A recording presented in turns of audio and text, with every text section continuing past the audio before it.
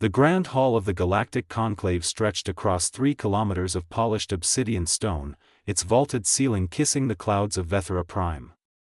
1,000 alien species sat in their designated tiers, the insectoid crawl humming quietly, the towering Vorath shifting their armored bulk, the ancient elders of the Theshan collective floating in their containment spheres. Ambassador James Harlow of Earth stood alone at the center podium. He was a tall man, broad-shouldered, with silver hair and steel-gray eyes that had witnessed 40 years of diplomatic service. He gripped the podium edge and surveyed the assembled galaxy with calm, measured patience. "The Dominion fleet has destroyed 14 human colonies," Harlow said. 460,000 civilians dead. Silence. Then laughter, the Krall's chittering mandibles clicking in amusement. The Vorath delegates exchanged glances. Council Elder Marthax, the oldest being in the chamber at 900 years, raised one translucent hand. "Ambassador Harlow," Marthax said gently, his voice like dry autumn leaves. "Humanity has existed in galactic space for barely 60 years. You are infants. The Dominion has standing treaties with 40 civilizations. We cannot destabilize centuries of peace for one species." Harlow looked at Marthax for a long moment. "Elder," he said quietly. "I am asking you, one final time, to act." Marthax smiled the way adults smile at children demanding the impossible.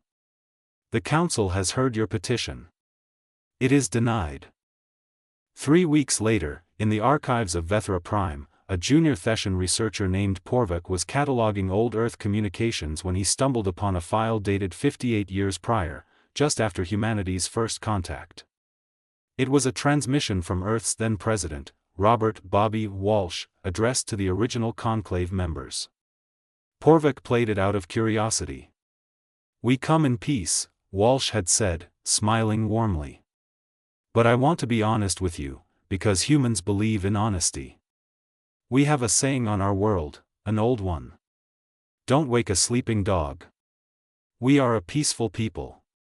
But we are also the species that split the atom out of curiosity and dropped it on each other within a decade.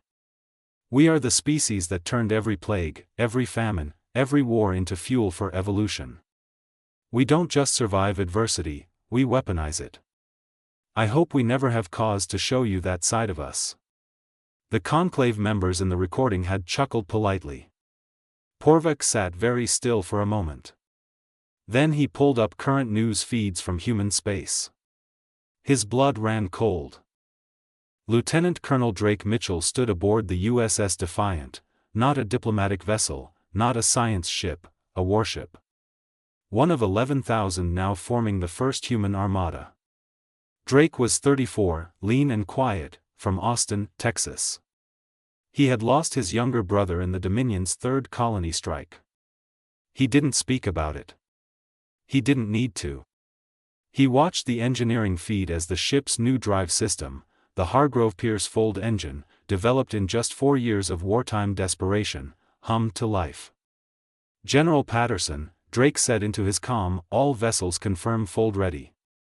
General William Patterson's voice came back steady as bedrock. "Son, 60 years ago we looked up at the stars with wonder. Today we look up with purpose. Let's go remind this galaxy what humanity does when it's pushed." 11,000 ships folded into Dominion space simultaneously. Elder Marthax was in his meditation chamber when the reports began flooding in. First, the Dominion's outer defense grid, gone. 17 minutes. Then, the Dominion's shipyards at Korath, dismantled. 41 minutes. Then, the Dominion homeworld, not destroyed. Surrounded. Every escape route blocked by human vessels holding perfect, patient formation. Ambassador Harlow's face appeared on every communication channel across the galaxy simultaneously. "This is not vengeance," Harlow said calmly. "Vengeance is emotional. This is consequence. The Dominion will stand trial before a reformed council, one that includes humanity as a full voting member. Any civilization that interferes will receive our complete, undivided attention. He paused. We asked politely.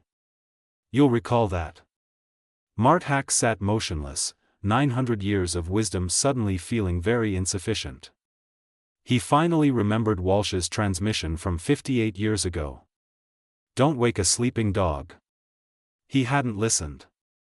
In the new Galactic Conclave, reformed, restructured, humbled, humanity took its seat at the highest tier. Drake Mitchell attended as military advisor. James Harlow as senior ambassador.